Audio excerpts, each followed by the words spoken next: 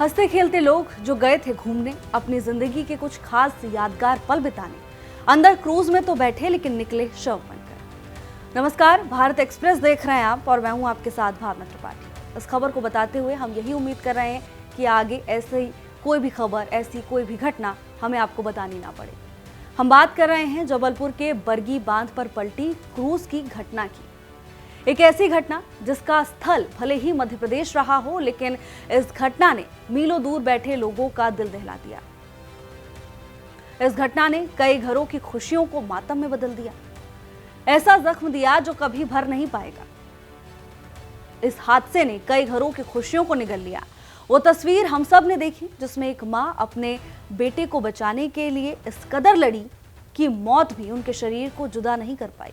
इस हादसे के बाद लगातार सवाल उठाए जा रहे हैं। सवाल कि आखिर गलती किसकी?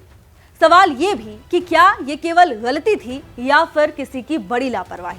अब प्रशासन कितनी भी जांच कर ले, लेकिन एक मां को अपना बेटा लौटा नहीं पाएगा, नहीं लौटा पाएगा एक पति को उसकी पत्नी।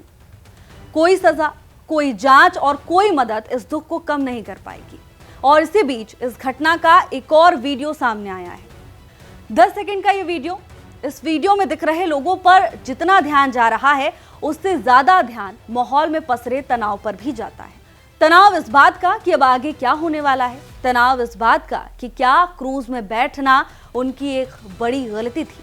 लोगों ने आरोप लगाए कि बुनियादी सुरक्षा नियमों का पालन नहीं किया गया। अब जरा ये वीडियो भी देखिए, गौर से देखिए इस वीडियो को।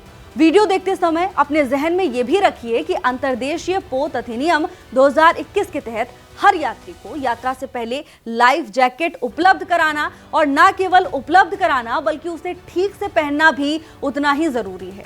लेकिन प्रारंभिक जांच से पता चलता है कि इस अनिवार्य नियम का घोर उल्लंघन हुआ और इसकी सजा काटनी पड़ी उन मासूम लोगों को जो क्रूज में बैठ गए।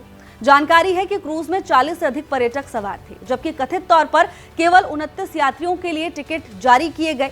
हैरानी की बात यह भी कि शायद लोगों की जान कुछ रुपयों से सस्ती है, क्योंकि भारतीय मौसम विभाग ने पहले ही ऑरेंज अलर्ट जारी किया था, गंभीर चेतावनी जारी की थी। गंभीर मौसम और तूफान की चेतावनी मौसम विभाग की ओर से जारी की गई थी।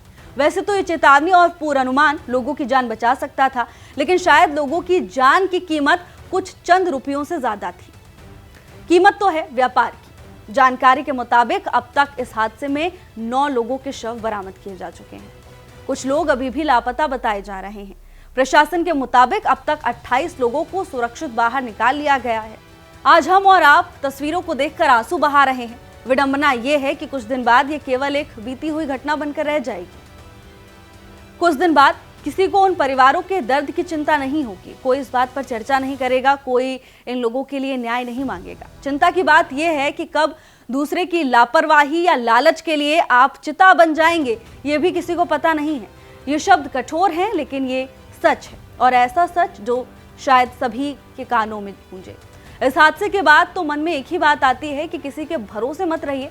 घूमने फिरने जा रहे हैं या तो अपनी तैयारी, अपनी रिसर्च के साथ जाइए। खुद अपने फोन पर सर्च कीजिए कि मौसम विभाग का पूर्वानुमान क्या है।